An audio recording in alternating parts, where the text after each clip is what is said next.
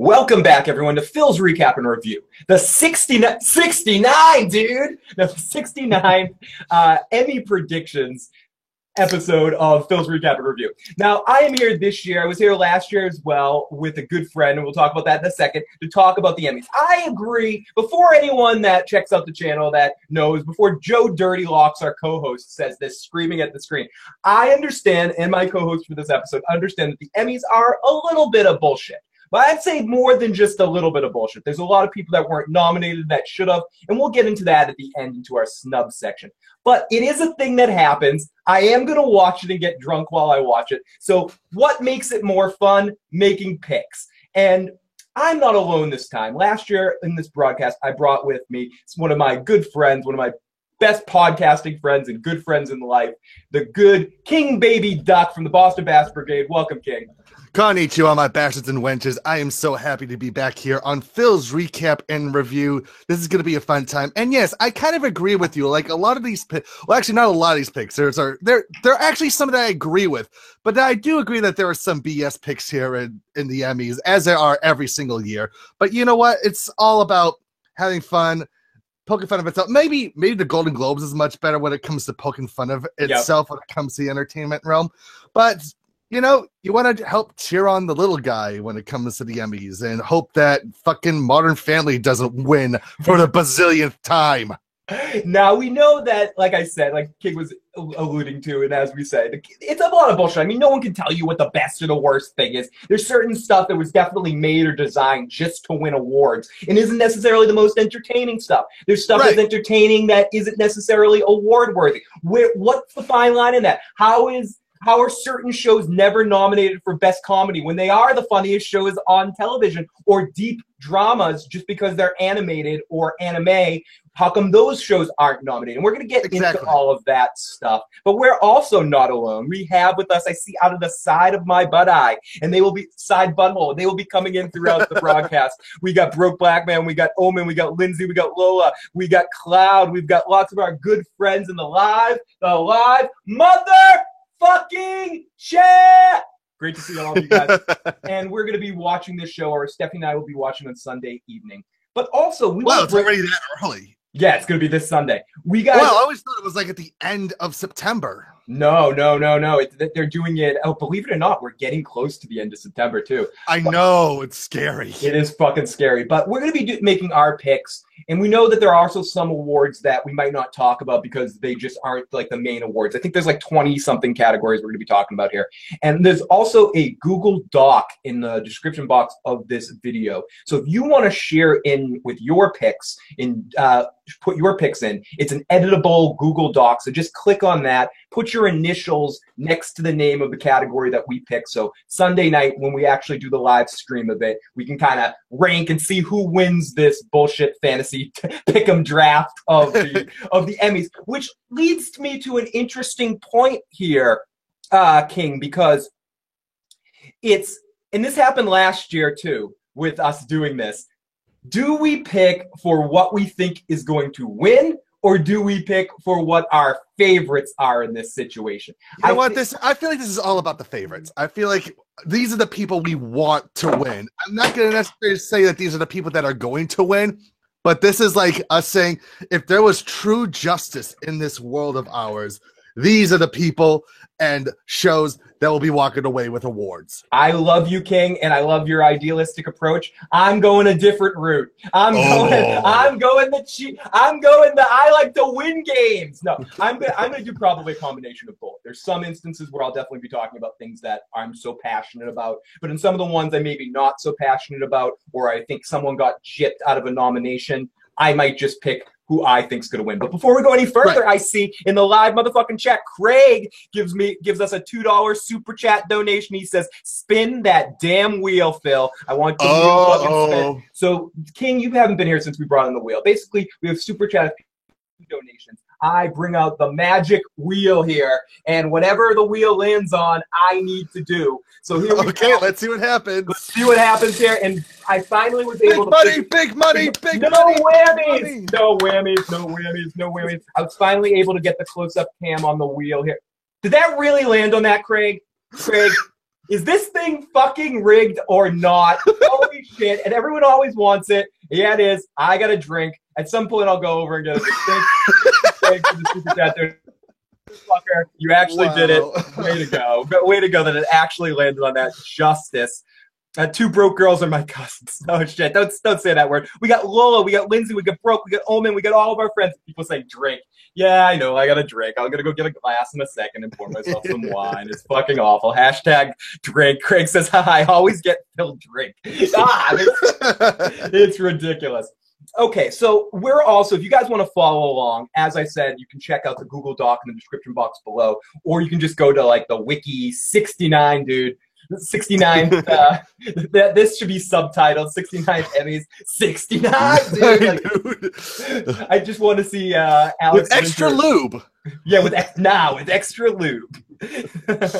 So we're going to be following down this list, starting with the programs, then getting into the acting, then getting into supporting performances, then getting into directing, and finally ending things on writing, and then talking about some of our snubs. I'm sure snub stuff will come up during the process as well, but I'm going to leave some spaces open at the end because there's one very big specific snub that I want to talk about, and I know King's probably gonna have a handful of stuff, anime related and other show related, that he thinks possibly could be a big. Okay, absolutely. Okay, so let's not waste any time. Let's get into this, and let's start with first up. Wait. I'm sorry. I need to get some. First up on this list, motherfuckers.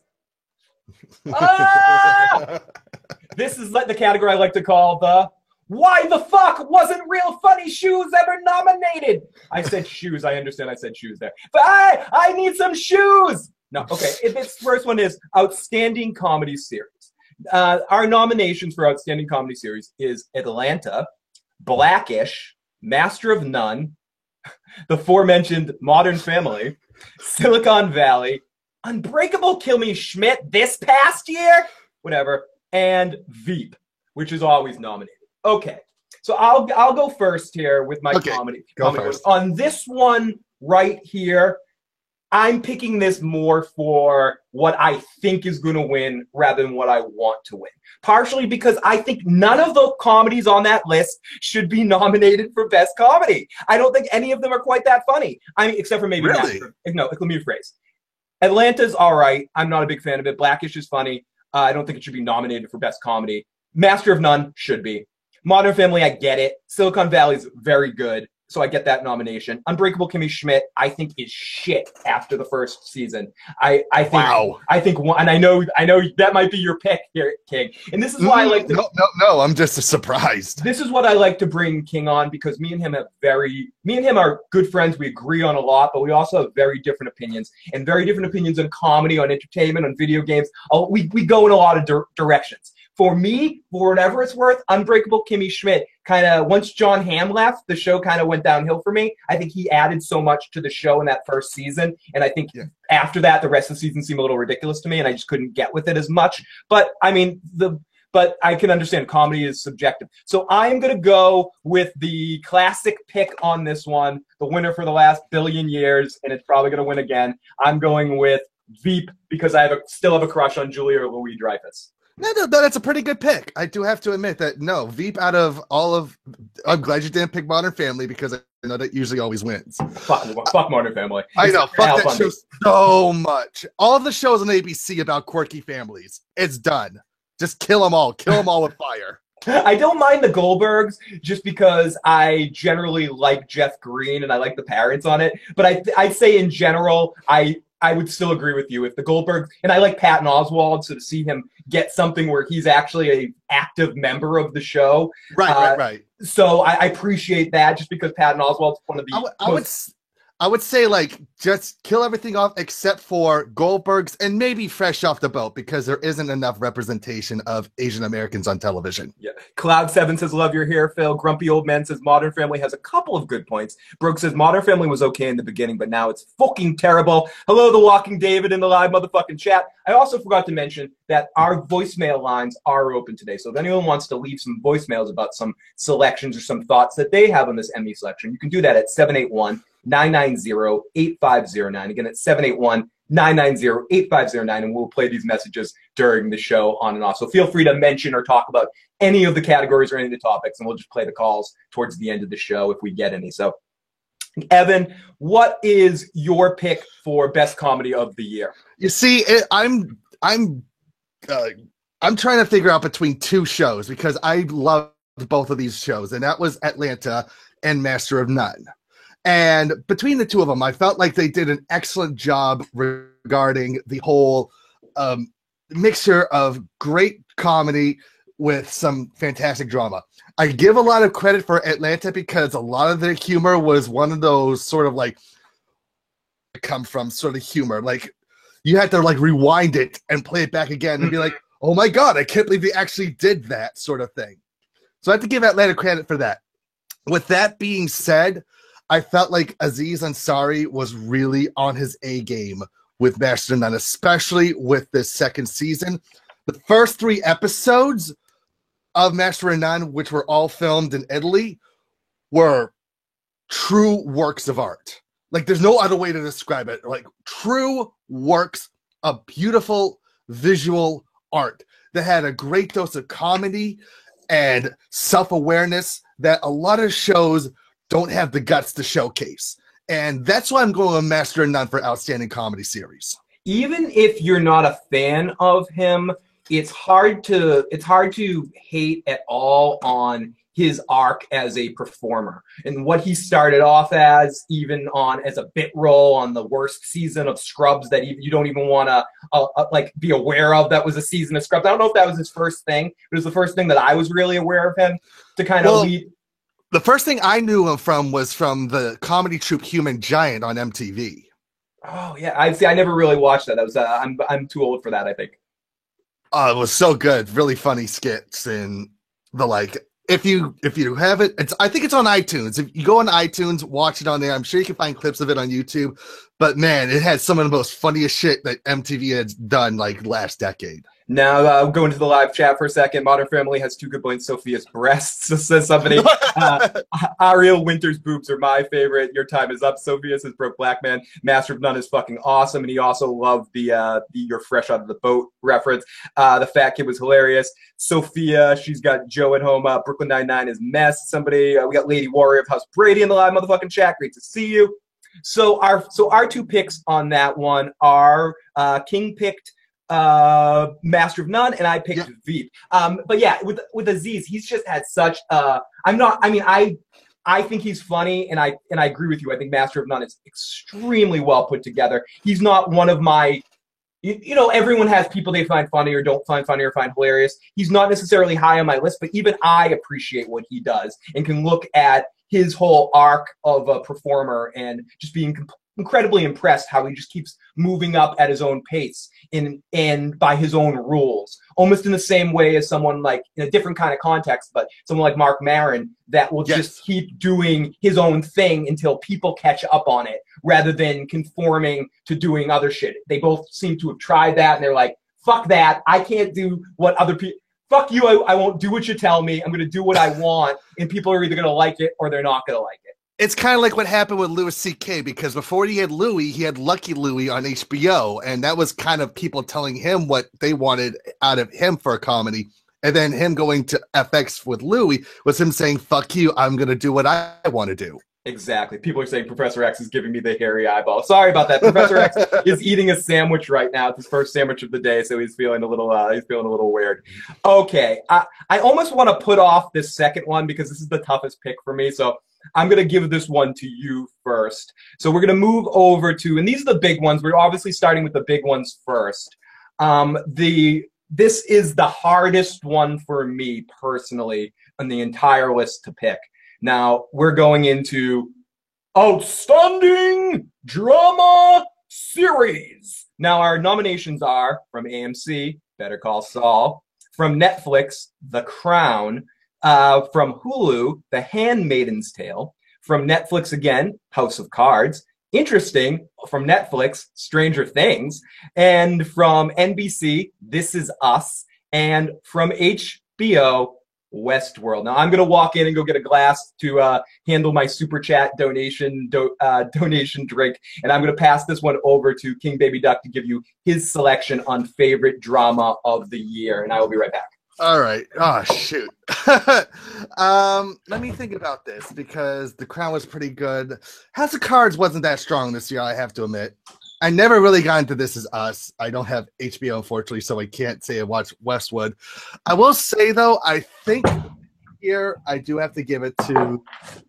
And I think I chose it last year as well because I love Bob Odenkirk, and I feel like he's finally getting his due with Better Call Saul. I'm going to go with Better Call Saul. See, all I heard was you going with Better Call Saul, and that's enough for me, King.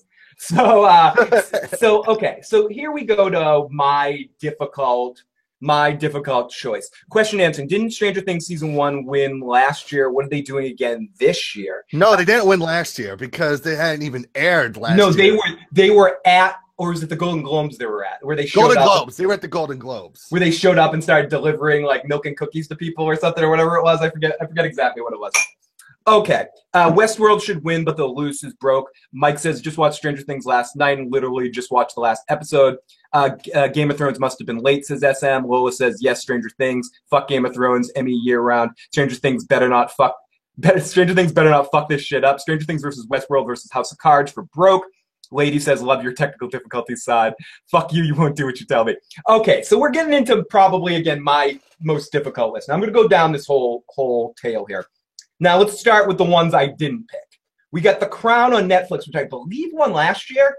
I still haven't watched it, but I'm pretty sure, unless I'm remembering incorrectly, which I do eat a lot of sandwiches, so I might be remembering incorrectly. But I'm pretty sure that won, and I got all pissed off that it ended up winning. We got The Handmaid's Tale, which I haven't seen yet, but that stars... The Handmaiden. Handmaiden. Oh yeah, wait, sorry. I'm thinking about my own hair again. This said sandwiches. The Handmaid's Tale, starring. I believe it stars that the girl from the Don Draper show from Mad Men that played one of the main characters on Mad Men. I haven't seen that yet. House of Cards. If someone said House of Cards was your favorite show of the year, I couldn't argue with you. It was really well done. It's always really tight around the edges and a lot of good stuff. As much as I appreciate House of Cards, I am never as invested emotionally in it as I am in some other shows and some other deeper dramas. It was kind of a weak season too, so yeah, it's all right. It's all right. I think it's kind of like how I felt about Orange Is the New Black. This season was weak as well. Mike Burchell says, Hair Maiden, Daenerys Targaryen's pube groomer. That's the Hair Maiden tale. That's the tale of an electrolysis appointment. It's going to be a new from AMC, The Hair Maiden's Tale. Tales from the electrolysis office. So, it's Stranger Chapter 1. I don't want these pubes anymore. Stranger Things. I can't say anything bad about Stranger Things. I know some people think it was overrated. Some people think it's underrated. Some people think it's just properly rated. Some people love it. It's the greatest thing since sliced cheese. Some people think it's too bathed in nostalgia and it's not anything new. I personally really like it. I think it's the right level of nostalgia. It's really cool. You can go back and listen to a review I did. Shameless plug. You can go back and listen to the review I did of Shameless Things. Stranger Things, if you want to hear like more deep explanation of how I feel about it, but I thought it was really good. But I don't think it deserves to be considered for best drama series of the year. I don't see it as being in this cat. I think it's out of place on this list on some level. So for me, it comes down to Westworld and Better Call Saul. I think both had exceptional seasons. I think Better Call Saul is Vince Gilligan and team make probably for me the best show from beginning to end on the way they put together the program. I love it. I love Breaking Bad. It's possibly my favorite television show of all time. Better Call Saul constantly surprises me with the level of excellence. In fact, I might get to later, one of my big snubs on this list has to do with Better Call Saul. But I have to judge with what had me most emotionally affected this season. What from week to week had me most glued to my television. Better Call Saul, it's close. If Better Call Saul is a 9.9 on that list of close, there's one thing that this season above anything else that edged it out for me, and that's Westworld. I was so fucking enthralled, and I know Westworld's not for everybody. I know Joe somewhere is watching this and yelling at the screen, "Fuck you, Phil! You had one chance and you screwed it up." We got Joe is somewhere right now going, Phil, I fucking hate that show. Don't you dare, Phil. Don't you dare mention Westworld as the best show of the year, Phil. Dude, as Phil's Facebook friend as well, I should point out that every day there was always something Westworld related that he posted. And maybe I'm a victim of the newness factor, the fact that it's a little new, and then I feel like the best season of Better Call Saul, I feel like this season was a great season of Better Call Saul, and Michael McKean stole the show, but season 2 was a little bit better for me, even though season 3 was excellent. I have to go with Westworld. Westworld might not be as great after the fact or anything. To me, it was the best season of a television show this year. And not to mention, because it's actually based on a movie from the 1970s, it really surprised a lot of people with how great of an adaptation it was of it. Yep. And Westworld, Lola says Westworld wasn't for me. Westworld had more drama and more mind fucking. Stranger Things was really awesome, felt really 80s to me, says Mike. I agree. Broke says I didn't watch all of Orange is the New Black, but from what I've seen, it's become emotional as fuck. Damn, Phil is on again. Phil's a talker. Okay, Rich, I've decided it's enough talking about going on 5 days a week. I'm just gonna do it. Fuck it. And and we'll just see how this works. Drink. Yeah, Craig saw me pour that drink. He's like, okay, I saw you. You better be drinking. Westworld is the best single television season of a television show ever, K-Rich. That's how I feel about it too, K-Rich. Season 2, I'm so excited for season 2, and I did a podcast a couple of days ago or last week about that, and I'm so fucking excited for season 2. But it has one of the biggest potentials of any other show I've ever seen to season 2 not quite live up because of all the wonder that was built up in season 1. They need to take a different tactic, and I have a feeling they will, but I'm cautiously optimistic about season 2 of Westworld, and I hope to be blown away. It's a good place to go in it. But if I'm judging single season of television on this past year, and from this nomination list, it has to be Westworld. And yeah, that's my pick. I gotta put my initials up there. Westworld, number 1. And for me, but that being said, I don't think it's going to win. And I think probably The Crown or The Handmaid's Tale is going to win. This is what K-Rich says. It has high True Detective potential for disappointment season 2. I definitely agree with that. It definitely has a high percentage for that one. So Evan picked Better Call Saul, and I picked Westworld on that one. So let's get into Outstanding Variety Sketch Series. Okay. Now this is one of those ones where you probably will have to be a little bit more, you probably know most of these shows better than I do. Oh, yeah, absolutely. So I'll do my pick first. We have Billy on the Street, Documentary Now from IFC, and Billy on the Street was from True TV. Drunk History on Comedy Central, great show.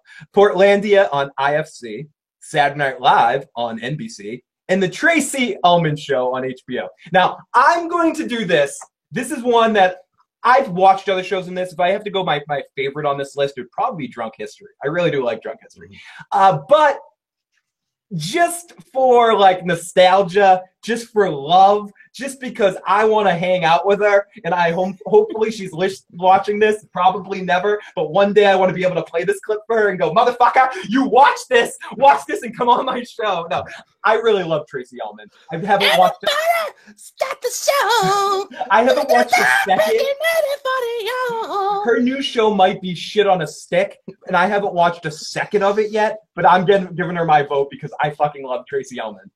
So there is a nostalgia vibe to that, because I did love watching Tracey Ullman's show growing up as a kid. So yeah, me too. I understand your pick for that. Mm-hmm.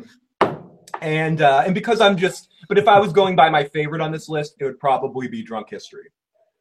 And so let's go over to King Baby Duck to get his pick on Outstanding Variety Sketch Series. You see, had I not watched my actual pick for this, I would have gone with Drunk History. I love how they do the drunken rants throughout the thing, and they actually reenact the whole thing, and it's always fun watching it. With that being said, a friend of mine recommended that I marathon through Documentary Now. And holy fuck. This was one of the best TV shows that I've actually ever seen in my life. Wow.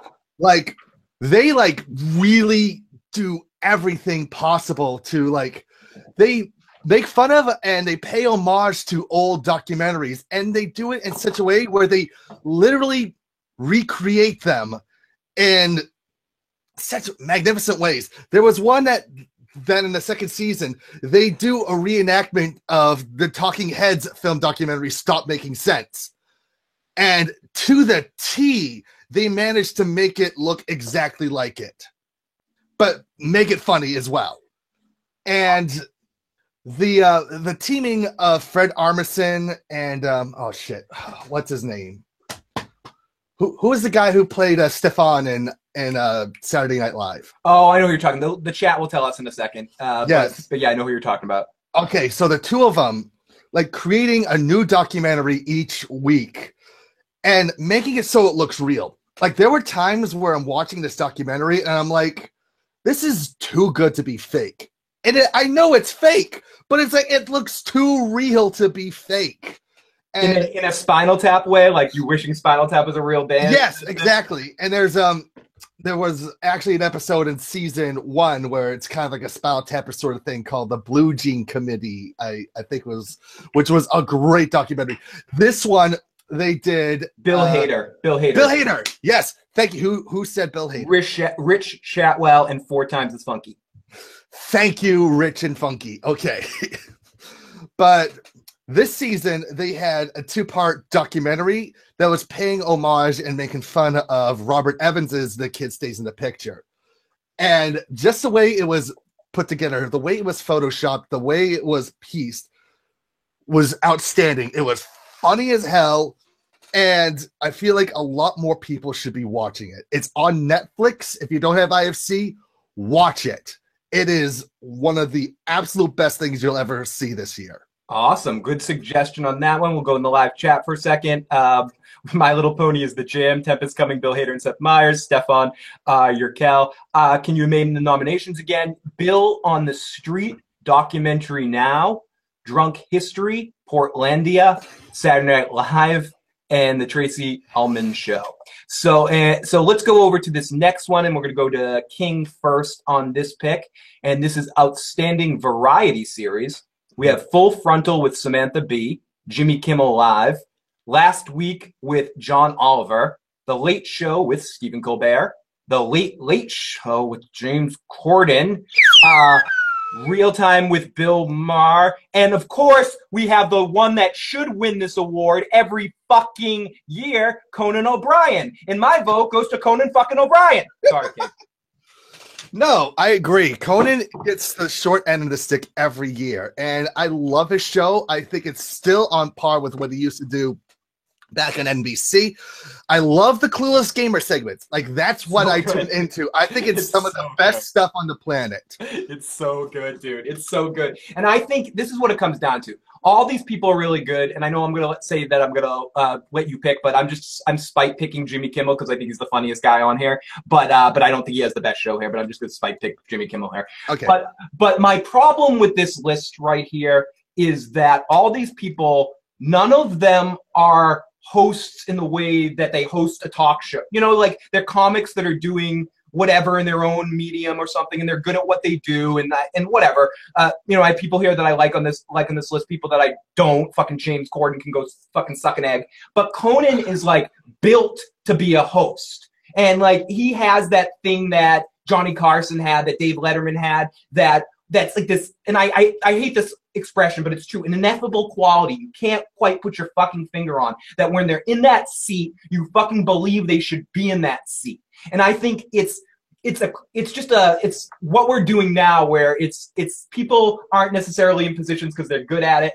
They're in positions because they can get the jobs, and they just have to do it because everyone has to have a voice, everyone has to have the show. They can't do different sorts of mediums. And it seems like this medium of, you know, talk shows, guy behind the desk, whatever, or a person behind the desk and delivering the news or delivering situations. There's two things now. It's like the Jon Stewart model or the Johnny Carson model. And I think no one quite grasps it as well as someone like Conan O'Brien. I feel like he gets gypped every single fucking time on this list. Not to mention, once he moved to TBS, he had like upped his like geek mentality. Like he had like there's something about him when he was on NBC. Like all right, he was a bit of a nerd here and there. When he moved to TBS, he went full fucking nerd. On that show, which made it all the more enjoyable and more relatable too. Now, does it not get nominated simply because it's on TBS and he got fired from the Tonight Show, so he'll never get an official nomination, or is it too? I don't know. Why the fuck doesn't he get the respect that some of these other people do? Samantha Bee got nominated and she's on TBS. That's true. That is true. That's almost a punch in Conan's balls right there that someone else from TBS got nominated. And you're nominating James Corden each year. And I appreciate people that like him, and I'm sorry for this. He fucking sucks. And he's horrible. He's only nominated because of the lip sync thing that should be a fucking Crackle show, which is horrible anyway, but it's probably as good as something that should be on Crackle with comedians in cars drinking fucking coffee. I mean, it's like going from Craig Ferguson, who was always snubbed every single year and was probably one of my absolute favorite talk show hosts. I'm talking a lot that I kind of bashed. SMJ says Stephen Colbert and Bill Maher have that quality too. They have something different though, I think, but they do have a quality unto themselves. I'll never enjoy Colbert's show now as much as I enjoyed the Colbert Report, just because I feel like that was such a satirical kind of thing going on that I thought he was in his funny zone there. And Bill Maher, if you're into Bill Maher, he's definitely good at whatever the fuck he does. Right. But King, why don't you get to your pick on this one? Sorry, well, let me just finish my thought. Was like going from someone like Craig Ferguson, who was just He's another one. I'm sorry. He's another one. I'm sorry to interrupt you. Craig Ferguson is fucking amazing. I just watched an interview with him and got Giles from Buffy. I'm blanking on his name, William Head, and the two of them worked together on a version of Rocky Horror, and a stage version of Rocky Horror, and seeing them two together, Craig Ferguson is an undersold commodity. So that's it. That's all I wanted to say. Craig Ferguson was one of the best. So let me just say, like, going from a comedic dragon that was Craig Ferguson to a castrated donkey like James Corden. I mean, I'm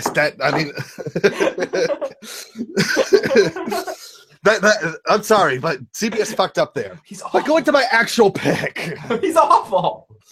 He is. Fuck James Corden. Fuck him so much. In his fucking balls. Fucking through his balls. Sorry. Okay, sorry. All right. I'm going to have to pick Last Week Tonight with John Oliver, because he's one of those guys who, I know he's not your traditional talk show. And that's the thing. Variety talk series. It's not like it's not even a normal talk show. But he manages to tell us, like what Jon Stewart used to do on a Daily Show, here's what's fucked up about this word of ours, and here's how we can make it funny. Yeah, and just to be fair to something you just said, SM made the exact same point you just did, King. To be fair, are there any variety shows or talk shows? I don't think they're the same thing. They combine these things in one category. I will say I suffered the same problem right there. What I did was I combined two rants into one rant and took it out on this category. I was so upset about Conan, about how he doesn't get the respect in the same way that some of these other hosts do for what he particularly does. So I kind of went on a rant. Some of these people do a different kind of show. That's what I was trying to say with the Jon Stewart model, where he kind of started off this kind of sit down comedian or satirical news correspondent, or you could say it started with Weekend Update, and all this is a spin-off of what got started with Chevy Chase on Weekend Update back in the way long days of this sort of thing, or whatever. But I agree, it's outstanding variety talk series, which is not talk show. So I rescind some of my rant, but not about Conan not getting nominated. So and fucking James Corden and fuck James Corden, because that's what it is. It's the James Corden being here and Conan not. I could accept everyone else on this list, even if Conan didn't get nominated. But the fact that Corden's here and he isn't, it hurts. It hurts, King.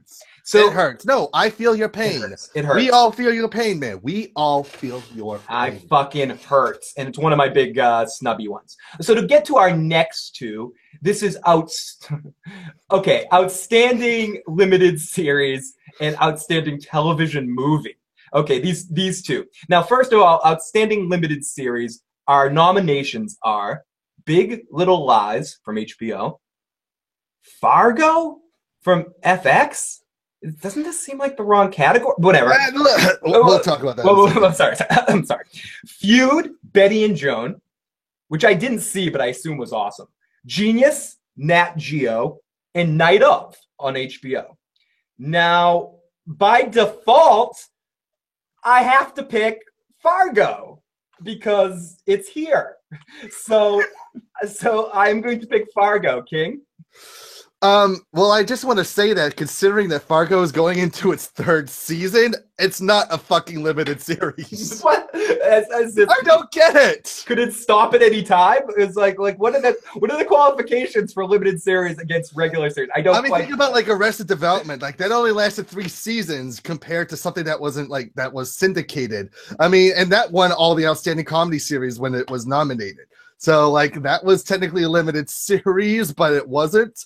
I don't think Fargo's a limited series. I want to know the definition of limited series. I want to know, too. I really want to know as well, because sometimes I see American Horror Story on here, too, and I'm like, you were there last year, you were there the year before, it doesn't fucking count. Right. Do you have to rename this? Because American Horror Story renames it, so every year is it a new series? Is that why it gets nominated?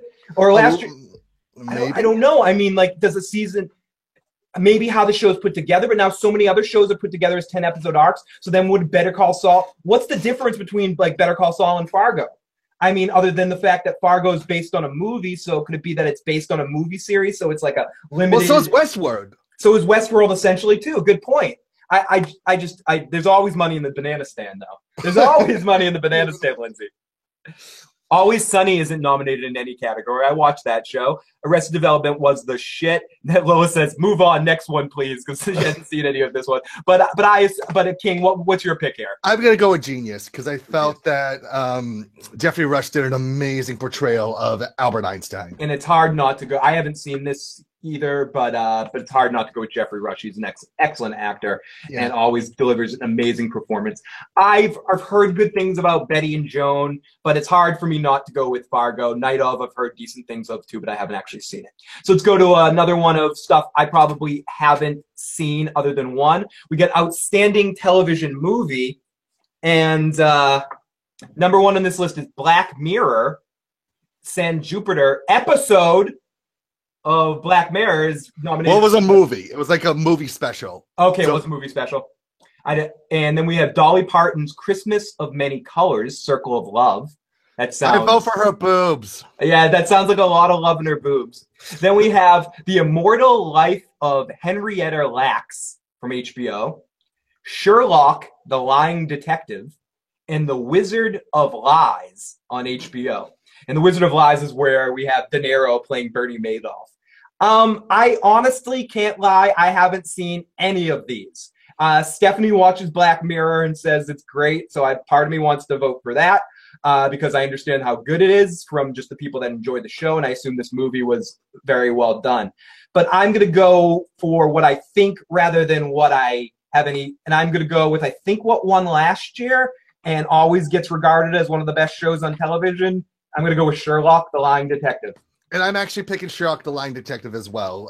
I've always been impressed by these. Well, you can't really call them shows because they're like 90-minute movies. You get 3 movies whenever they do a series. So that's why I'm okay with them being called an outstanding television movie because it doesn't feel like you're watching a regular TV show. It's like you're getting 3 excellent films that adapt the tales of Sherlock Holmes. Yep, and I know I would be making that pick for Joe as well because I think him and Katie are huge fans of that series as well. And people are asking, who's watching the Dolly Parton Christmas of Many Colors special or Immortal Life of Henry? People are like, these 2 category sets, most of the live chat hasn't seen any of this shit either. And they're like, what's going on right now? We fast forwarded into the alternate universe. Keisha says, Dolly Parton movie, don't call me corny, but it was good.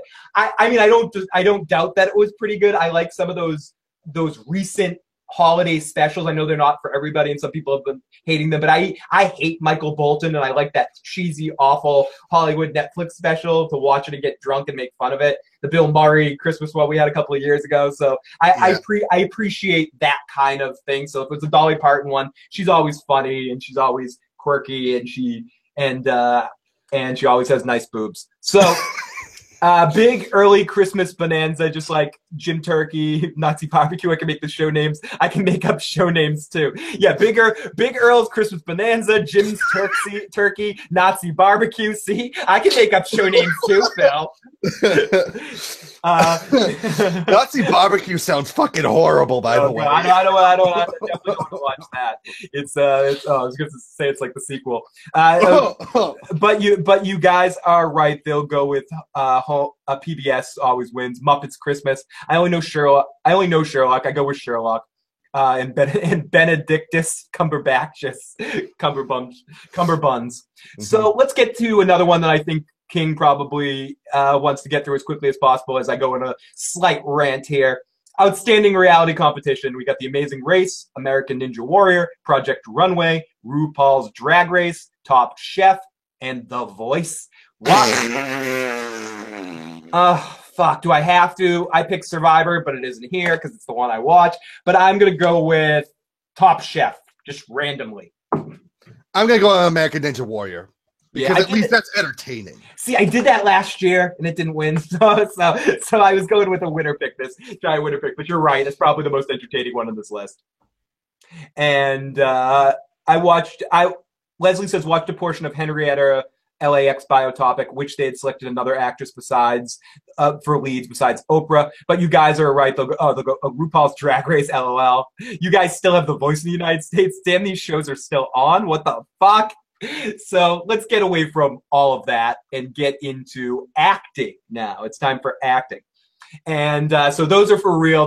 Those are our reality choices. And I just don't like, quick rant about that, I don't like how with CBS they decide just to nominate. For a while it was Survivor, then for a while it was Big Brother, now it's Amazing Race. It has nothing to do with which show has the better season or any of that sort of stuff, or anyone that cares about that sort of thing. Amazing Race sucked these past seasons for me, and not that I watch it, but I do listen to podcasts about it. Anyways, enough of that. Survivor should always be the only one of those shows from CBS that's nominated, because at least the production value is high on it, and it's a fun show. And it has a consistent audience that's been watching it for so many fucking years. Enough talking about Survivor, Phil. Okay. Sorry. So we go to Outstanding Lead Actor in a Comedy Series. Now, Anthony Anderson as Dre on Blackish, Aziz Ansariya on Master of None, Zach Galifianakis for Baskets, Donald Glover as Ernest on Atlanta, William H. Macy as Frank Gallagher on Shameless, Jeffrey Tambora on Transparent. King, who's your pick in Outstanding Lead Actor in a Comedy Series? Now, people are going to think, because I was going between Atlanta and Master of None, I would either pick Donald Glover or Aziz Ansari. That's actually not the case. I'm actually going to go with Zach Galifianakis as Chip and Dale Baskets, because I loved him in this show. I thought he was fantastic. He was funny. He was sad. He was much more of a humanistic character, a representation of the failed American dream on Baskets than any of these other characters. I really like this generation of Zach Galifianakis, where he went with his career after getting his big fame. You know, sometimes people end up going the passion project route, and that seems to be more where he goes. He does things because he wants to, not to kind of just play that same character over and over again. And I really do appreciate that. So Zach Galifianakis, SM Down is trying to get my goat by saying that Benedict Cumberbatch was the best con in the history of Star Trek. Let's go. So your pick is Zach. Oh, gosh, this is a tough one for me, because I'm stuck between who I think is going to win and who I don't think is going to win. A couple people say in the chat they think Aziz is going to win. Make sure you get your votes in. You can find the link to the Google Doc in the description box below. Get your initials next to the name pick and get your choices in. Vote for as many categories as you want. You don't have to pick every category if you don't want. But anyways, so someone in the chat says Aziz is going to win. I seem to think Jeffrey Tambora wins this award every season. Or and the thing is, Transparent feels more like a drama to me. I agree, and for what I've seen of it too. And I don't know where to put William H. Macy and all this, because I've recently caught up on Shameless, and the show makes me feel like shit sometimes because these people are horrible fucking people. But William H. Macy really acts his fucking head off on Shameless, so I see why he's won in the past. But again, Shameless is a comedy, but is a dramedy sort of thing. But I guess it's a comedy. So this is a tough one for me. I am going to go on this one with William H. Macy, just because I am recently rewatched Shameless, and his performance makes me hate him so fucking much. I hate this person. I want to fucking punch him in his fucking balls. So I'm going to go with William H. Macy. So outstanding lead actress in a comedy series. We have Pamela Adlon on Better Things. We have Jane Fonda on Grace and Frankie. We have Allison Janney on Mom. We have Ellie Kempler on Unbreakable Kimmy Schmidt. Julia Louis-Dreyfus on Veep. Tracy Ellis and Dr. Rainbow on Blackish. Lily Tomlin on Grace and Frankie. I am going to go with this one again with... this is tough because Julia wins this every time, but she can't win it every time. Eventually, it always ends. But I am going to go with Julia Louis-Dreyfus again. I'm going to go with a Veep again, pretty much sweeping of this category. King, lead actress. I'm actually going to go with Pamela Adlon as Sam Fox in Better Things. This was like one of the better shows that actually came out last year. One of my favorite comedies. Pamela Adlon has been very underappreciated. I was happy that she got like a supporting role on Louie, and now that she's doing her own thing, because more people know her as the voice of Bobby Hill on King of the Hill. So for her to go from voice acting to doing something like this is incredible. And she's funny in the show. You feel bad for her in some aspects of it. It's a great series, and I highly recommend everybody check it out because it showcases the balance of trying to be a single mother with trying to have a good, successful career. Now, let's go to the live chat for a second. Jane Fonda says Iron Throne. Yes, Phil. Jon Snow's stunt ass nominated. Veep, veep, veep, veep, veep.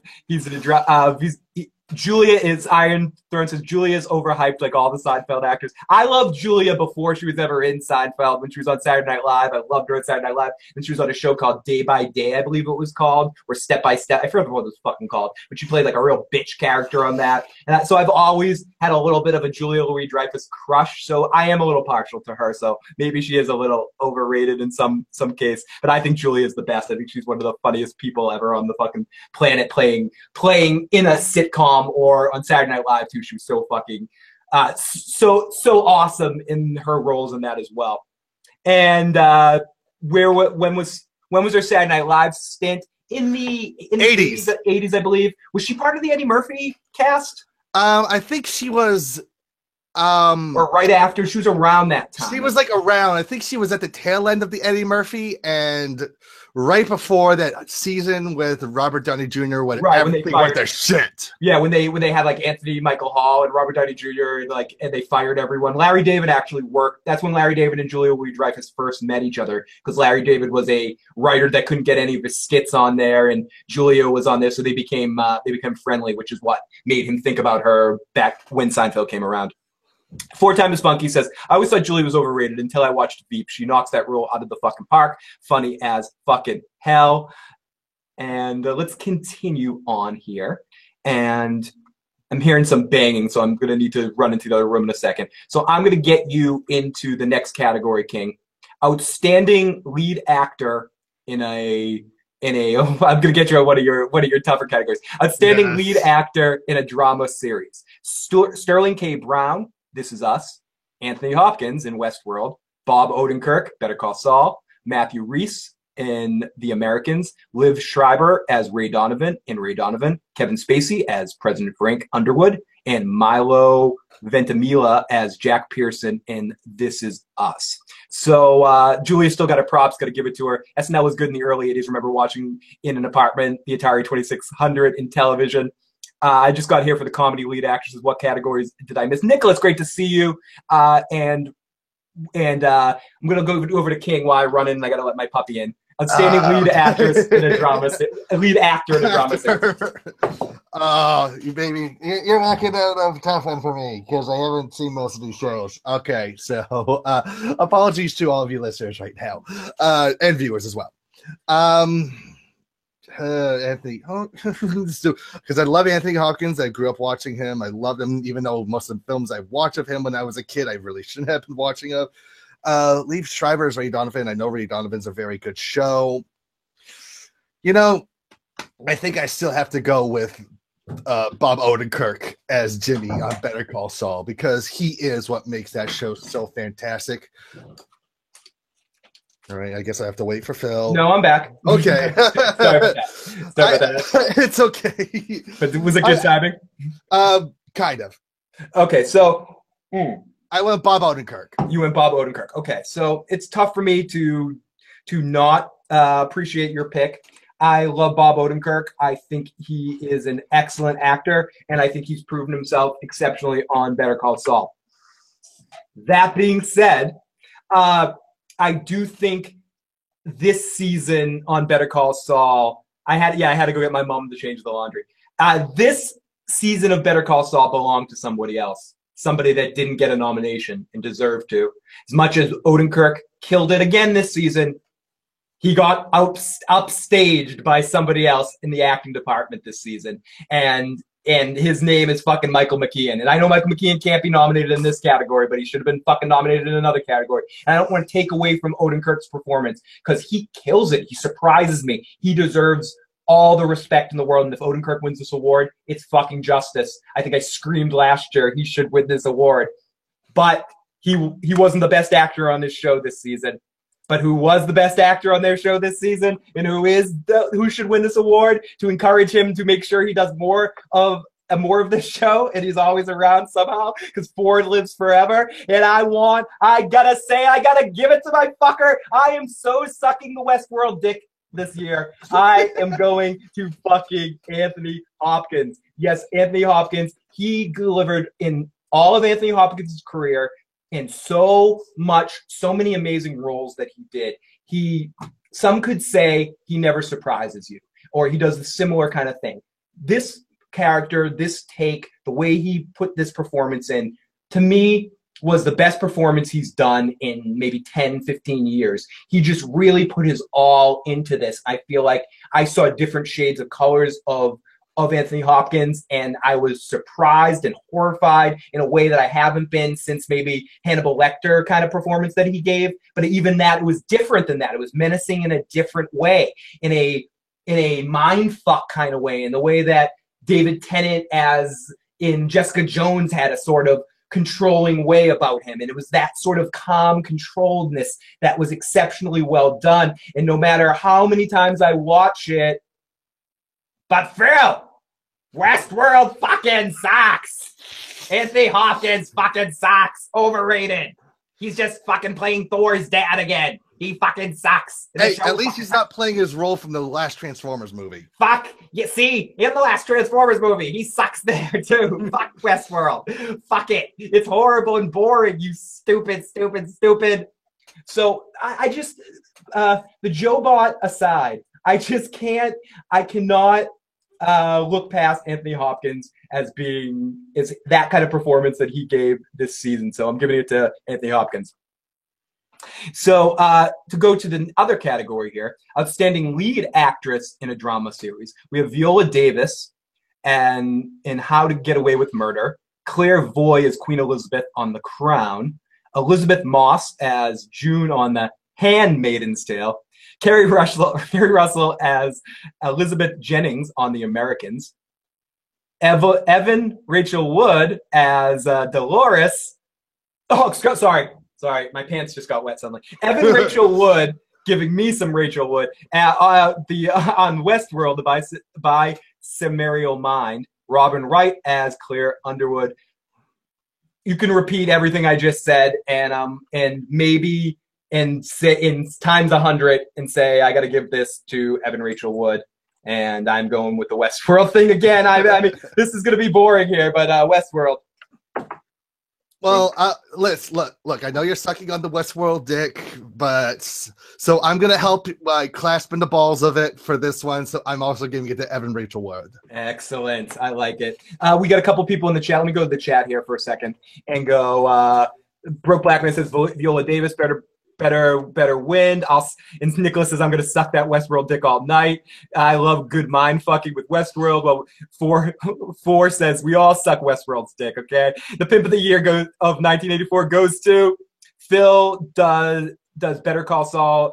Oh, Phil ain't gonna pick Better Call Saul. I agree. I noticed that Ford was the only character to have a prominent role in every episode of the season, and that is exactly that's part of the reason why I give it to Anthony Hopkins. Where I wouldn't say Bob Odenkirk has a lead role in every episode of Better Call Saul this season. He doesn't. There's some episodes that are definitely different character centric, and so. Let's continue down here. Phil, you're obsessed with Westworld. Keep it up with Westworld. Should have been Thandie Newton, but I think she's a little better than Evan Rachel Wood. We're going to get to her in a second. 4 times as funky. You're the type of guy who thinks Westworld is boring. You're probably the type of guy who lets fellas take bathroom breaks in your mouth. Oh! I love the motherfucking chat. Before. I love the motherfucking chat so much. Okay, so let's get into our next category. Let me Gonna make sure I don't screw this up on the computer. Okay. Outstanding lead actor in a limited series or movie. This is where we're gonna get a little bit into those those shows that maybe people haven't seen as much. So we'll zip through these ones a little quicker. We've got Riz Ahmed in The Night Of, Benedict Cumberbatch, Sherlock, Robert De Niro as Bernie Madoff, Ewan McGregor as Ray Stussy on Fargo, Jeffrey Rush as Albert Einstein, John Turturro on Night Of. So on this one, I am going to pick, I keep wanting to pick Ian McGregor or Fargo in this situation, but I think I'm going to go, maybe steal what I think you're going to go here and give this one to Jeffrey Rush, because I think they may try to award Jeffrey Rush in this situation. So I'm going to go Jeffrey Rush as Albert Einstein. And I'm picking Jeffrey Rush as well, too, because what I love about Jeffrey Rush is that he is so into his character, be it whether he's Barbossa in the Pirates of the Caribbean tales, or probably one of his most underappreciated when he was in The Life and Death of Peter Sellers, when he played Peter Sellers, and he was amazing in that as well. But his take on Albert Einstein was just outstanding. It was amazing. Granted, I know some of the stuff was dramatized, for the sake of it being a little bit more entertaining, but I felt like he really captured the spirit, the essence, and the mind of Albert Einstein in Genius. No Yahoo Serious, but I got to go with him too. So I gotta say that this category is fucking stockpiled with awesome actors. Most of the chat is saying will win De Niro, should win Ahmed, could win McGregor. Fuck Fargo, John Turturro. But for whatever it's worth, there's a lot of really awesome actors in this category. We got just every actor is awesome in here. John Turturro, Jeffrey Rush, McGregor, Rob De Niro, fucking Benedict Cumberbatch, Riz Ahmed. I mean, it's just like it's definitely a fucking packed category of awesome actors. So yeah. So about 15 years ago, I actually went and saw a play with John Turturro in it called Lifetimes 3. It was him and Helen Hunt, and he was outstanding as a stage actor. And it was during a time where he was very underappreciated as a screen actor. And I think it was during that era where he was doing mostly Adam Sandler movies. So I'm like, why are you doing those when you should be doing what you're doing on stage here? Yeah, and 3-year-olds, dude. 6-year-olds, dude. 6-year-olds. So, outstanding actress in a limited series or movie. We have Carrie Coon as Gloria Bungle on Fargo. Felicity Huffman, he said, on American Crime. Nicole Kidman on Big Little Lies. Jessica Lange for Betty and Joan. Susan Sarandon, Betty and Joan. Reese Witherspoon, Big Little Lies. Jessica Lange, because I'll pick Jessica Lange in pretty much anything she's in to win an award. So I'll pick Jessica Lange. And I'll pick Susan Sarandon for the same reason. Yeah, it's got one of the two is gonna win, right? Or unless they even each other out, but they're one of those two is gonna fucking win because it's Susan Sarandon and Jessica Lange. So in that movie, like I haven't even seen that, but that I can bet that was one of those things that what we were talking about at the beginning wasn't made necessarily even for entertainment, was made to win a fucking award. They do a program like, oh, we're gonna win the awards, and you can add to your fucking stupid resume. I go for Kidman. I do not expect to like it as much as I have. And Grumpy Old Man goes for Carrie Coon. Jeffrey Rush was amazing in the Einstein Shows as 4, agreeing with King. 4 times as funky Yahoo Series lifetime. Yeah, he gets the Yahoo Series lifetime achievement award. So our next category is Outstanding Supporting Actor in a Comedy Series.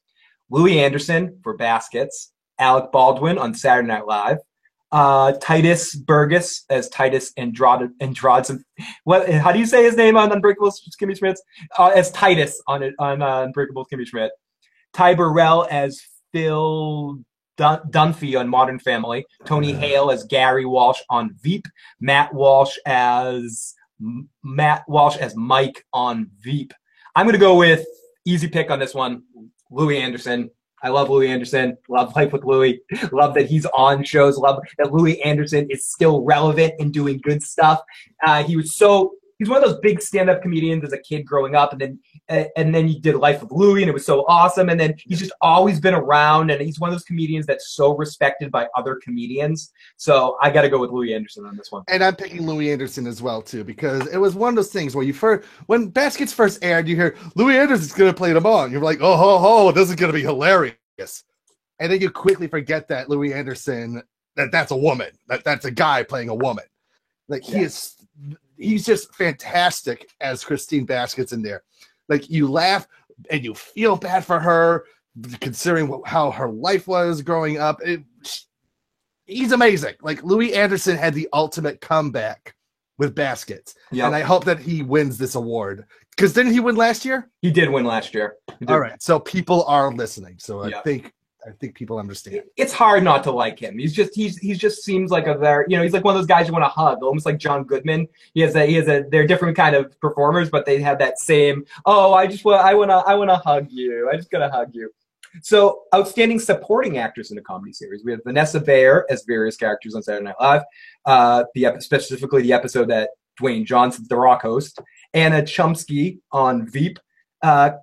Catherine Hahn on Transparent. Leslie Jones on Saturday Night Live. Judith Light on Transparent. Kate McKinnon on Saturday Night Live, specifically the episode that Dave Chappelle was on. So probably that last skit that Kate McKinnon and Dave Chappelle did together when they were in the bar and they were like, and sucking it. Like that was one of the funniest. That's the funniest thing I've seen on Saturday Night Live in years from a cast member was that skit, just mainly because of Dave Chappelle. But in this category, I am going to go with Judith Light on Transparent, simply because I just like Judith Light. I love her, and I'm gonna give her my vote here, King. How about yourself? I'm actually gonna give it to Kate McKinnon because I feel like because it wasn't just that, it was how the show opened with her singing Hallelujah by Leonard Cohen as Hillary Clinton, and just all the other skits that happened throughout. Because after the whole, not to be political, but after that whole clusterfuck of election night, it was the show that we needed. And I felt Kate McKinnon, as well as Dave Chappelle, helped with that. And I felt like it was a great episode where we could laugh just for 90 minutes and not have to worry about the shit that was about to happen. Cool. So going on to our next two categories, moving along here. Cool. So we got Outstanding Supporting Actor. I want to go to the other category first. Do this one backwards. Outstanding Supporting Actress in a Drama Series. Uza Adubu as Crazy Eyes on Orange is the New Black. Millie Bobby Brown as Eleven on Stranger Things. Ann Dowd on The Handmaid's Tale. I keep wanting to say Handmaid's Tale now. Chrissy Metz on This Is Us. Thandie Newton on Westworld as Maeve. And Samira Wiley on The Handmaid's Tale. This one's an easy one for me. Again, this is more of the Westworld, but I think this is another one. This is one of the ones that really matters to me. Thandie Newton, I think she absolutely deserves this role. I think she was incredible on Westworld. In some ways, stole the show from Evan Rachel Wood and Anthony Hopkins at times until they brought it home. Like she was great getting if we go like a sports, like she was getting it on base, and then Hopkins was like pushing the runners home there and putting the scores there. So many great moments she had deserves this category. Millie Bobby Brown was really awesome as 11, and I definitely considered her thinking about this category. But this is Thandie Newton. I followed Thandie Newton since the movie Gridlock with Tim Roth and Tupac, where she has a heroin overdose early in the movie, and she plays the lead singer of a band. She sings throughout that movie too. If you haven't seen it, I highly recommend Gridlock. Talked about it a lot during the Westworld streams. But she was just so awesome on this show. Give that scene alone, and this is the one that is being nominated for Trace Decay, when she's being carried through or being walked through the offices, and when we're seeing things through her perspective as she sees everything and sees all the people being made, all her people being made, and all of that whole thing. It was just exceptionally well done, one of the best acting performances I've seen in a long, long time. So Thandie Newton all the fucking way. I'm going to have to do it like Spinal Tap and crank it to 11 because I got to give the Millie Bobby Brown. I like that. I like that one. Good one. I thought that she was fantastic on the show. It really made her a household name. Yep. I mean, I know you love your Thandie Newton, but I felt like 11 became a cultural phenomenon with Stranger Things. In fairness, King, Bobby Brown was a household name before. Yeah, well, that is true. But not Millie. Yeah, not Millie. Not Millie. So I hope it came through. I did the bad joke sound after I said that. But Bob Brown, I don't hear the sound effects through the Google chat, folks. Okay. So I'm like, so you're like, but there was a there before it. So she was so haunting. Hashtag fuck Maeve. Broke says Maeve. Meh. Brooke says bias-filled child actress will win. Not all child actors are good, so this is a big thing. I'm mad that Winona Ryder was snubbed. I might subconsciously be taking it out on 11, says Nicholas. And thank you everyone that's joining us in the live motherfucking chat today. Thank you to Craig for the super chat donation, for letting me take a shot of wine earlier because I'm buzzed now. Thank you, Craig. Love you, buddy. Maeve just laid on the slab naked. She didn't do anything, Phil. You're just doing it because of all that naked slabbing. Did anyone see Kate McKinnon play a Aussie in the Scarlett Johansson movie? I did not see that, but I've actually heard that performance was pretty good.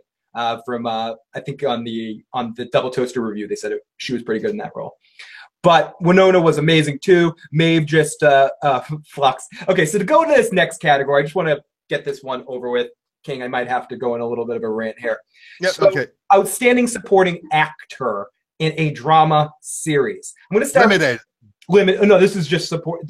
Oh, right. We never did that one. I skipped this one because I wanted to. I knew I had a rant on this one a little bit. I'm going to go from the bottom up on this one. We got Jeffrey Wright from Westworld, Bernard. Mandy Patinkin, who got a lot of this. My name is Mandy Patinkin. You killed my father. Prepare to die. John Lithgow. Michael Kelly. Ron Cephas Jones. David Harbour from Stranger Things. Oh, David Harbour from Stranger Things. From This Is Us is Ron. Michael Kelly is from House of Cards as Doug Stamper. I love Doug Stamper. Mandy Patinkin is from Homeland, and Jeffrey Wright is from Westworld. And number one on this list is Jonathan Banks. Yes, Jonathan Banks, Mike, who wasn't in all the episodes of Better Call Saul, who was a limited character, whose character arc was very small this season, definitely did not deserve to be nominated. I'm sorry. This puts me at an inappropriate point to bash Jonathan Banks, is Mike Ehrmantraut. Because Jonathan Banks as Mike Ehrmantraut is an excellent television character. We put him in a top list of top television characters of all time on Better Call Saul and on Breaking Bad. Both shows. Season 2 was incredible for him. He deserved to be nominated in Season 2. He deserved to be nominated in Season 1 for his performance. But if you're going to nominate Jonathan Banks as a outstanding supporting actor for this past season of Better Call Saul, and you're not, what did Michael McKean do to you? Did you guys hate Spinal Tap, Laverne and Shirley? Did Airheads make you sick and you hate it, think it's horrible? Did Michael McKean piss in your coffee once at a fucking party? What the fuck did Michael McKean do to not be nominated for this role except act his fucking balls out every single episode practically of this season? He was the best actor on television this past season. I am so fucked on this category that Michael McKean did not get nominated. His performance was unreal, incredible in the episode that was nominated later for writing. Somehow they nominate that episode Chicanery. When he was in the courtroom in all those moments, I don't give a shit. I'm ranting. I'm rolling. I can't help myself. Michael McKean deserved this part because he is, not that he's getting old and I'm worried about his health or anything, but in the way that it took him his whole career to find, I think, the perfect acting role for his talents. He's been so good in so many other things, whether they be bit parts, comedy parts. I keep mentioning Spinal Tap. If you haven't seen Spinal Tap, watch fucking Spinal Tap, especially if you've ever been in a band or like rock music. Mm-hmm. He's done nothing but his whole career worked to play this part of Chuck.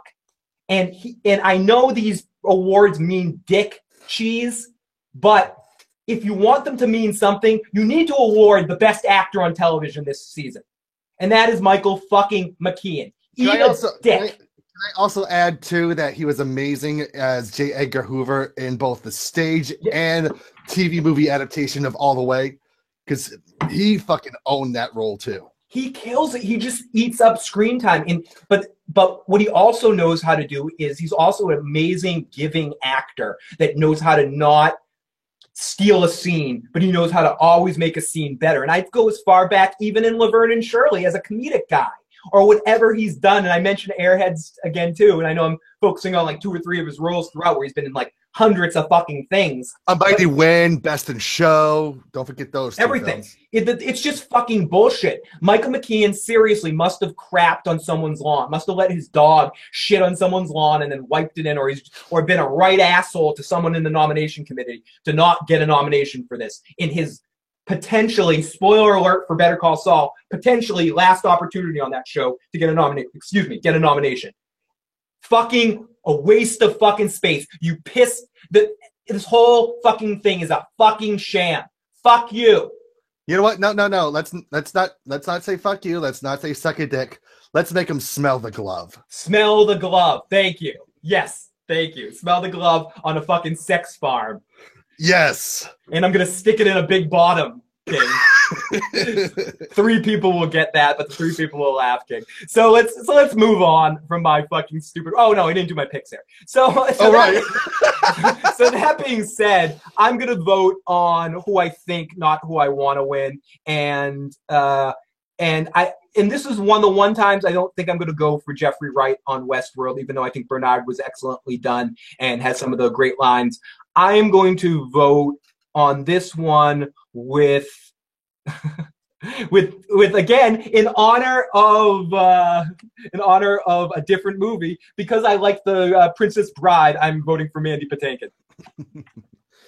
I hate Homeland, by the way. What's I'm not a big Homeland fan, but I'm voting for Mandy Patinkin. Oh, okay. I'm actually gonna do something similar with a bit of your rant on Michael McKean and give it to a guy who I feel like needs more credit where credit is due, and that's John Lithgow as Winston Churchill in The Crown, because John Lithgow has been amazing in almost everything I've ever seen him in. Even when a show that was like total crap, like 10 Good Years or 20 Good Years that he did with Jeffrey Tambor, he was still excellent in that. But man, he was fantastic as Winston Churchill. Now, my question... It wasn't him. It wasn't like an actor trying to be Winston Churchill. It was John Lithgow as Winston Churchill. Like, he fucking got that role right. Now, my question for you, King, is did you... you say Michael McKean played Winston Churchill as well? No. Michael McKean played J. Edgar Hoover in All the Way. I'm sorry. I'm correct. Someone said I was still flushed from my rant. Leslie Powell says, "Go ahead, Phil, and get your rant on." Yes, Michael McKean. He wore the lone wolf jacket, but he was always with Squiggy. Maeve is awesome. Rant time. Wasn't supporting drama actor supposed to be Michael McKean's category, says Nicholas. Yes, it was supposed to be Michael McKean's category, or at least Ed Harris should get a nomination in here too. That's why I think Ed Harris I would have picked over Jeffrey Wright for best supporting actor from Westworld if I was going in that category. Oh, I want to. I was going to move my pick over to Doug Stamper from I'm changing my pick. I'm taking it off of Mandy Patinkin, and I'm going over to Michael Kelly for Doug Stamper on House of Cards, just to give one House of Cards nomination here. And you're going with John Lithgow as on The Crown. So let's move into the next category, which again, we're back on some of the things that people might not know as well. Outstanding Supporting Actor in a Limited Series. We have Bill Camp as Dennis Box on The Night Of. Alfred Molina as Robert on Feud, battle between Betty and Joan. Alex Skarsgård as Perry White on Big Little Lies. We have the Perry White, like Perry White, Superman Perry White. I don't watch Big Little Lies. David Thewlis as VM Varga on Fargo. Stanley Tucci as is J.L. Warner on Betty and Joan. Michael K. Williams as Freddie Knight on The Night Of. And King, who do you have in this category? You know, I've always been a fan of Alfred Molina, so I'm going to give it to him as Robert Aldrich. The director of Robert Aldrich, the MASH director specifically. Okay, and I'm going to go on the same kind of way you did with this one and go with the other person. No, I'm going to go with... No, I'm gonna piggyback on you. What the fuck? I have no real opinion, so I'm just gonna piggyback on you. Outstanding Supporting Actors in a Limited Series or Movie: Judy Davis. It's like Judy Davis, but not quite pronounced correctly. On Feud with Betty and Joan. Laura Dern on Big Little Lies. Jackie Hoffman on Betty and Joan. Regina King on American Crimes. Michelle, the Mask of Michelle Pfeiffer on The Wizard of Lies. Shailene Woodley on Big Little Lies. I have to go with Michelle Pfeiffer because of the Catwoman costume, just because she's here. Yeah. You know, Michelle Pfeiffer was my first like celebrity crush growing up as a kid, and Catwoman was like my first like fictional character waifu growing up. So I'm gonna have to go with Michelle Pfeiffer on that. She made me like realize I was a man. Right. I was gonna say Linda Carter, Linda Carter's Wonder Woman, Miss Elizabeth, Macho Man's wife, Macho Man's manager, and Michelle Pfeiffer helped make me a man. When it really comes down. Exactly. But yeah, me too. Michelle Pfeiffer can take this, hopefully, says Nicholas. Where the fuck is Mary Elizabeth Winstead in this category? Molina could take it. He was the sane guy in Feud. I'm adding Better Call Saul to my binge list during the Game of Thrones long night, says Leslie Powell. I go with Alex, says Lola. Alex from Grumpy Old Man. JW says, when I heard Lithgow was playing Churchill, I thought it would be lame. He was fucking badass. He was excellent in Harry and the Hendersons. Harry and Henderson. ME6 for Lithgow, says Nick. The bigger the cushion, the sweeter the pushing. That's what they say. The looser the waistband, the deeper the quicksand. Or so I have read. That's for 4 times as funky. Cindy Crawford helped make Craig a man, and all three of the original Price is Right models is JW Plus. That is have your paid.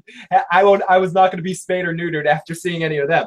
So wait, I needed another bad joke one for that. I needed another comedy drum fill for that. There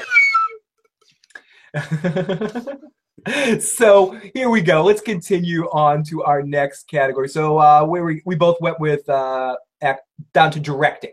Now, outstanding directing in a comedy series. We have the episode. This is where episodes become more important. We have the episode B, and this is going to be probably a little tougher for us.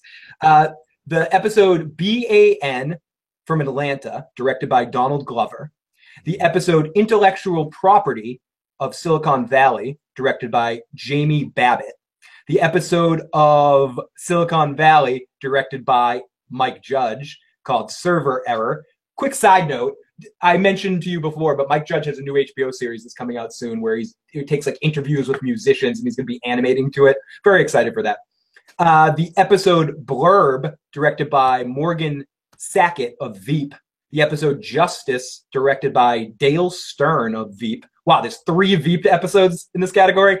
The episode, I wonder if it's going to be in Best Comedy. The episode Groundbreaking of Veep, directed by David Mandel. So, I'm going to just go, because I like Mike Judge, because I like Beavis and Butthead. I'm going with Mike Judge, and just because I like the guy so much.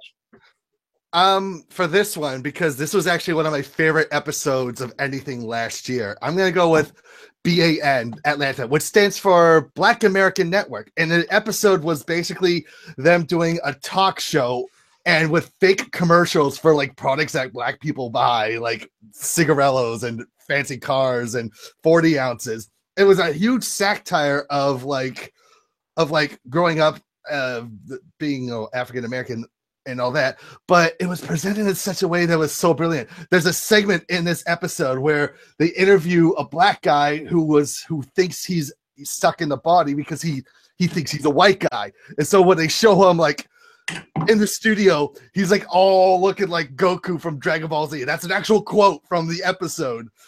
And you have a Paperboy just laughing his ass off at this guy, and it's probably one of the best things I had seen last year on television. So if you know the episode of Atlanta and you haven't seen the show, you know where I'm coming from. That BAN was one of the funniest things on television last year. I'm giving it to Donald Glover for directing for Atlanta. Awesome. So outstanding directing for a drama series. We have Better Call Saul, Witness, directed by Vince Gilligan. The Crown, episode Hyde Park Corner, directed by Stephen. I'm sorry. I'm opening up a Wikipedia page on the episode of Better Call Saul because I want to make sure I remember which episode it is. The Crown, directed by Stephen Daldry. The Handmaiden's Tale, directed by Reed Morano. The episode Offered. Handmaid's Tale episode The Bridge, directed by Kate Dennis. Stranger Things episode 1, directed by the Duffer Brothers, who are doing a show, I believe, with David Letterman coming up pretty soon. I think David Letterman's coming out of retirement and doing a show with the Duffer Brothers. That's going to be a Netflix show. I'm very excited for that, actually. Westworld, the episode By Cimmerial Mind, directed by Jonathan Nolan. Now, King, why don't you give your selection for this while I think about it? I'm going to give it to Stranger Things, Chapter 1, The Vanishing of Will Byers, directed by the Duffer Brothers, because this just sets everything up for the amazing aspects that are going to be showcased throughout the first season of Stranger Things. Like, this was like the first crack of the whip that Stranger Things presented to viewers. This is tough. This is a tough one for me. It's a good pick, and that's hard. Directed, as I mentioned, by the Duffer Brothers. Let me put Evan's initials there. I think I have to go with Vince Gilligan here. I just love how this particular episode was directed. It was the episode that started out with Mike watching two henchmen, and he followed into Los Polos, and it was the Gus showing up episode. It just had so many amazing colors and the projections of it going back and forth. This was an exceptionally well-directed episode. I know Vince Gilligan doesn't love directing, as he often says, but he does have a talent for it on the show, and he gets excellent performances out of his actors. We get the big reveal with an amazing scene between Chuck and revealing and Ernesto and stuff like that at the end, where Howard sneaks out of the walls to be let through the back door. Chuck reveals to Howard that he intentionally allowed Ernesto to hear the tapes, knowing he would reveal it to Jimmy. Chuck plans to have Jimmy arrested for criminal theft. So much awesome shit happened in this episode. So on this one, even though the By Cimmerial Mind is an amazing episode of Westworld, I have to go with Vince Gilligan on this one. And on the where's Game of Thrones? Game of Thrones didn't get nominated for anything this season, which is shocking. Maybe it's because it was too soon. Yeah, that's what someone was saying in the live chat. But I believe this would have been season 6. This would have been for season 6 of Game of Thrones, which came out at a normal time. So I don't necessarily know. Which I think it's weird, where it's last year was for season 5, I believe. So if anything, it shouldn't have been nominated last year, but it was nominated. And maybe I think it should have been nominated this year. But whatever. There's no rhyme or reason when they decide to have shows have gotten enough awards and we need to get them out of the category or something like that. Whereas Mr. Robot is another question someone had.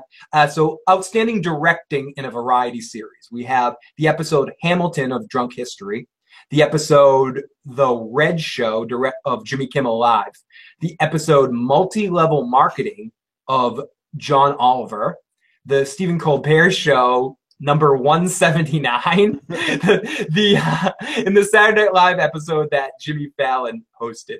And on this one, I'm going to go with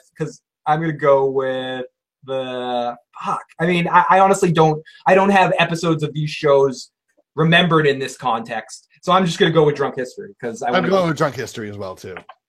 Just because, like, I want to because I think that show deserves more awards. Exactly. Exactly. Outstanding director for a limited series, movie, or drama special. Big Little Lies, directed by Jean-Marc Vallée. Fargo, episode The Law of Vacant Places, directed by Noah Hawley. Feud, Betty and Joan, directed by Ryan Murphy. Genius, directed by Ron Howard. The Night Of, directed by James Marsh. The Night Of, directed by Steve. I don't care because I'm giving it to Ron Howard. Let's give it to Opie. Yeah, gotta go with Opie. If Opie's nominated for something because of Arrested Development and fucking Happy Days, we gotta go with him. It's by law of Opie. We need to go with Opie. Mm-hmm. Yep, it's true. SM says John Oliver should have won. Where's half of the shows that people watch now? What the fuck happened to Game of Thrones? Seems like they're void of nominations. If Rickon just would have zigzagged, they would have got a fucking nomination. But that's my question. How's the Battle of the Bastards not nominated for something? Maybe it's nominated in a category that's not listed on this list, like special effect type shit. But I thought the Battle of the Bastards and the final episode of the season were two excellent episodes, or the episode Home of that season as well, I think should have gotten some notice for nomination from season 6. Anyways, so writing, outstanding writing for a these are our last 4 categories here. So before let's go backwards on this one. Let's get rid of the bottom ones first that we might not be in, save the best writing for drama and comedy for last. So outstanding writing for a variety series. We have Full Frontal with Samantha Bee, Last Week with John Oliver, Late Night with Seth Meyers, The Late Show with Stephen Colbert, Saturday Night Live, and The Conan O'Brien Show. Now, again, I go with The Conan O'Brien Show. But if I have to pick one of these motherfuckers, I guess I'm going to pick John Oliver here. I'm picking John Oliver as well, because like I said, like he takes the most horrible shit in the world, and he finally finds a way to make it funny. Yeah. Just like Jon Stewart did on The Daily Show, but without having to worry about censors. Yep.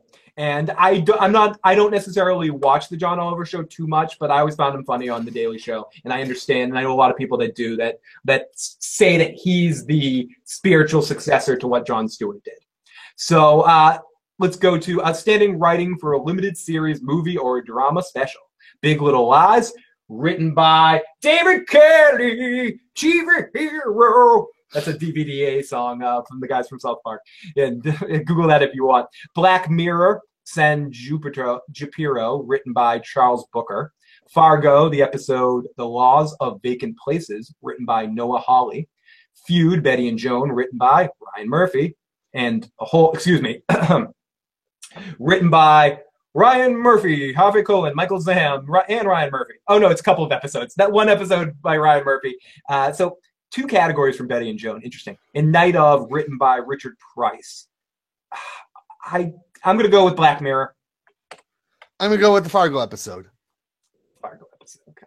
Fargo episode. Yeah, it's the Fargo episode. You can tell how much we care about these categories. Yeah, I'm gonna go with the Fargo episode. I'm gonna go with Black Mirror on this one. Okay, so let's start with outstanding writing for these are our final 2 categories. Final 2 categories. It's gonna get sad in here for a second. It's gonna get sad. This was so much fun. It's sad. Final 2 categories. Now, outstanding writing for a comedy series. We have Donald Glover for the episode BAN from Atlanta. The Another Atlanta episode, Street on Lock, written by Stephen Glover. Master of None episode, Thanksgiving, written by Aziz Ansariya and Lena Waithe. Silicon Valley, the episode Success Failure, written by Alec Berg. The episode Georgia on Veep, written by Billy Kimball. And the episode Groundbreaking of Veep, written by Dave Mandel. And this is one that I'm going with Think, Not Want, or anything like that. It's time for Veep to get another win. And I'm going with David Mandel for Veep. I know this is probably going to be a tough category for King because there's a couple of ones. So let me give I was trying to decide the Bond episode, which I just spoke highly of when we were talking about directing. and the episode of Thanksgiving Master Nun, which is basically you get to see Thanksgiving happening in Aziz's friend's house through 4 different periods of her lifetime as she is coming out of being a lesbian and the like, and which was presented beautifully. But still, with that being said, BAN was one of the funniest things I had ever seen on television last year. So I'm giving it to BAN Atlanta. Donald Glover. Boom. Do that. And Mike, I was just wondering, like, when I was looking at supporting actors on like limited comedy series on stuff like that, did Dave Chappelle not get nominated? No, he wasn't. I think he might have been like a best guest or so, like. Oh, I'm like one of the categories that isn't one of like the big categories or something. Right. Yeah. Okay. So, anyways, let's go to outstanding writing. Outstanding writing for a drama series. We have The Americans, the episode The Soviet Division, written by Joel Fields and Joe Weisberg. We have Better Call Saul, episode Chicanery, written by Gordon Smith. The Crown. Do I have to say what I picked? The Crown, episode Assassins. Why did I say it like that? I just wanted to say Assassins, written by Peter Morgan. The Handmaid's Tale, episode Offred. Offred, written by Bruce Miller. Stranger Things, Chapter 1, The Vanishing of Will Byers, written by the Duffer Brothers, and Westworld, The Bisamarial Mind, written by Lisa Joy and Jonathan Nolan. I'll go quick on this one. No, actually, King, go with this one because I'm not going to be quick.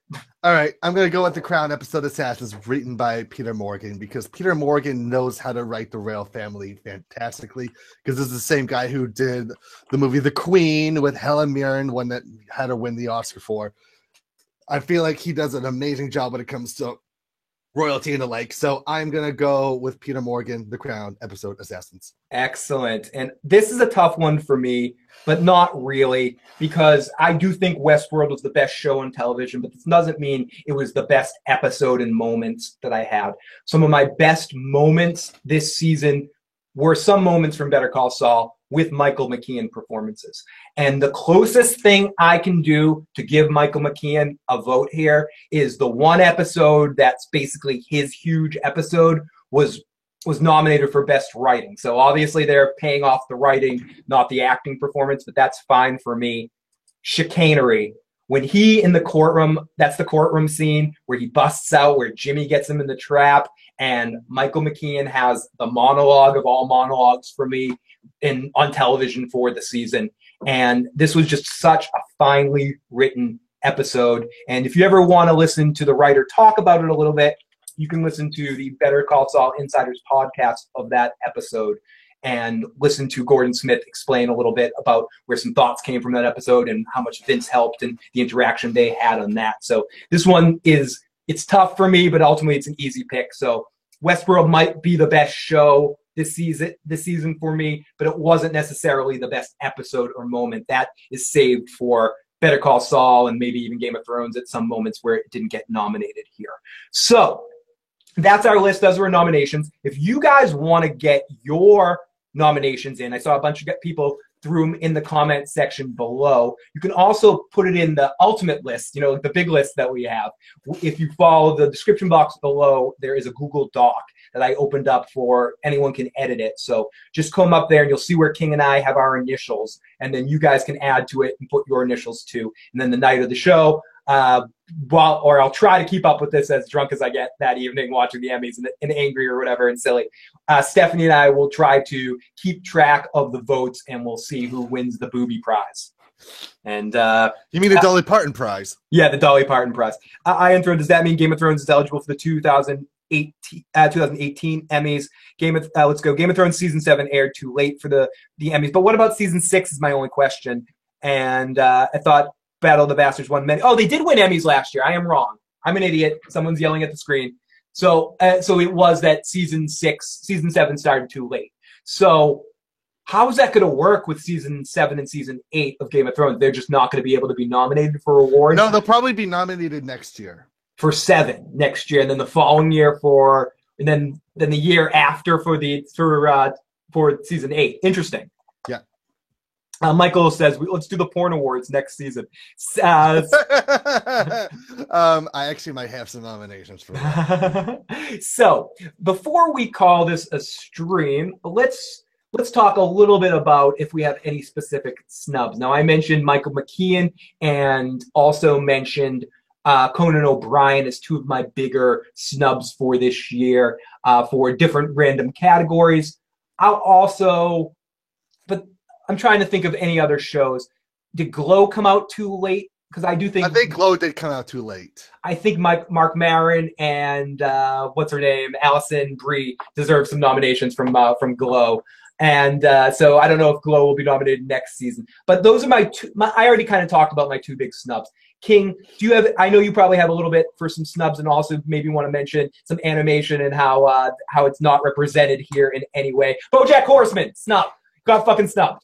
What was it? But what about like the subcategories, like the lower categories? Was BoJack Horseman nominated? Probably. I think animation was probably it was nominated. Yeah. Because that's why I'm not gonna do like the whole anime rant about that. But I will say this for best comedy: Man Seeking Woman kept getting snubbed. I thought that show, the actors Jay Baruchel and Eric Andre, just such comedic brilliance that gets like underappreciated. Especially that it feels like that show is such a perfect bookend to Master of None. And it's so relatable, and it's presented in such a ridiculous fashion that it's funny as hell, but you're like, shit, I still relate to this. Especially with this third season where Josh actually gets a girlfriend, not to spoil anything, he actually gets married, but throughout that traveling from girlfriend to wife is just fantastic. There is an episode that makes fun of where the wild things are, and it is one of the best moments of 2017 in comedy. Awesome. Sorry, I was answering a message at home, and someone in the chat says, "Yeah, you mean that Boric horse guy show?" I know it's not for everybody. Yes, and I've never watched an episode of Man Meets Woman. I have to take a long look. Best male performance is Eric Everhard in the porn category. But yeah, Boar Dick horse guy in some nominees. I think that sounds good. I can't type and talk at the same time. Doing podcast. LOL. I think that sounds good. Doing podcast. But we do have a voice message to play. I don't know if you're going to be able to hear it, King. But let me see. Let me see if you can. But we're going to play it right now. I'll at least tell you when it is over. So we got our buddy Jay, who's got a couple of nominations, I think, or some thoughts on some of our picks. My favorite best comedy of the year is Big Bang Theory. It's hilarious. Almost every single episode goes like the entire cast is funny, and damn it, I don't actually think they get enough credit for how funny that show actually is. All right, later. King, do you have any thoughts on that? What show did he say? Because that's the only thing I didn't hear from that message. He said Big Bang Theory. Fuck that show. IT Crowd is a million times better. And I don't. I love you, Jay, but I can't go with you on this one, Jay. For that one, I need to give you this.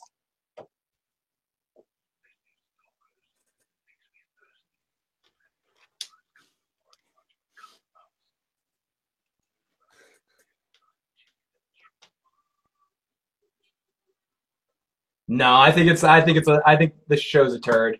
I'm not a fan of it. But anyways, any other snubs that you want to talk about, King, or we pretty much covered it? I think we pretty much covered it because, like I said, because we didn't cover animation or anything like that, that's where I could have dove into a lot of Japanese animated programs that are like being. And it's not like they're being delayed or anything. They're streaming at the exact same time as they're being streamed in Japan. So henceforth, I feel like they should be nominated. They should get some sort of nomination here in America. Could you guys not hear the call? I'm asking the live chat if you guys could hear Jay's call by chance. Peter Griffin says, "I love Big Bang Theory until the dorky guy got married. Carrie Coon left in the leftovers. She was good. Even in the final season. Four times Funky says we didn't hear the call. Mike says that show gave me the herpes. You got EPCP. I've never watched an episode of Man Meets Woman. I'll have to take a look. Orgasmo 2, the ass fuck trends returns. That needs to happen. That needs to happen. Oh, they're talking about the porn nominations. But yeah, sorry if you guys couldn't hear the call. Some real life technical difficulties there. But you could kind of hear it, King. Yeah, I could hear some of it. Like I said, the only thing I didn't hear was him actually say the TV show. Yeah. Anyways, everyone, we're going to start to wrap things up. King, if people want to find more of your stuff, King is one of the most awesome video game journalists out there, but he's going to tell you all the places he can find you now. Check it out. All right. So for the recent news reviews, podcast episodes, and videos featuring members of the Boston Basher Brigade, you can find us at www.b3crew.com. If you have any questions, comments, or if you're in a band and want to be featured on our No Borders, No Race podcast show, write to us at thebastards@bostonbastardbrigade.com. You can follow me on Twitter at KingBabyDuckES8. You can also like us on Facebook.com/Boston Basher Brigade. And of course, Facebook.com/LandofAsh. You can find all my gaming stuff on electricsisterhood.com, where I talk about video games like Rain World here, which we gave a 7 out of 10 a few weeks back. Excellent platforming game. One of my friends actually made that one. And of course, on Boston Bash Brigade, where we talk about anime, which one of my absolute favorites here is Konosuba, God's Blessing on This Wonderful World. This is a show I've been trying to get Phil to watch because we've been trying to get a sideshow happening called Anime for Dummies to teach Phil about Japanese anime. And this show here will be the first one I'd want him to watch. Okay, maybe I say it every time. Maybe now, maybe soon will be the time. We shall see. We shall see as winter is coming. And I hope you guys can hear it.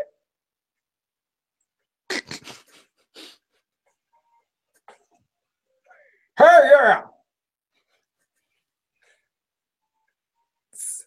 Mike says super hentai. His name is Brock Landers. Winner's hand. Now, everybody, thank you so much for joining us for this stream. If you haven't already and you enjoyed this stream, please hit the like button, please hit the subscribe button, share it with a friend. You can find out all the ways to help us in the description box below. And make sure you pop on in and make your picks as well. Click on the Google Doc, add your picks. Stephanie and I will be on Sunday evening, a little earlier than the broadcast starts, so Stephanie can rag on people on the red carpet and all that sort of stuff. And we're going to be hanging out, watching the lives, watching it live. Steph will probably go to bed at some point, and then you'll get drunk Uncle Phil's ketchup couch at the end of it. And Broke says, no, Phil, watch Attack on Titan. So if we do that, might have to bring Broke on. I know he has a lot of strong opinions about anime as well. Sounds good. The more the merrier, I say. Yeah. Thanks, Phil and Evan, for doing this. It was fun. One love to the live motherfucking chat. Huge thanks to everyone in the chat, or anyone that joined us today, or anyone watching this video. 4 times as funky, JW Flux, Leslie, Mike, Peter Griffin, and Broke Black Man. You guys are fucking amazing. Thank you so much for everyone that popped on in during this live stream. Talk to you guys next time as I fucking find some music to play us out. And hopefully you guys can hear it. I don't know if I'm having some music issues. Talk to you guys next time. Bye. That might be a good place. See you guys. Wait, fuck. One more time. Talk to you guys next time. Later. That's funny.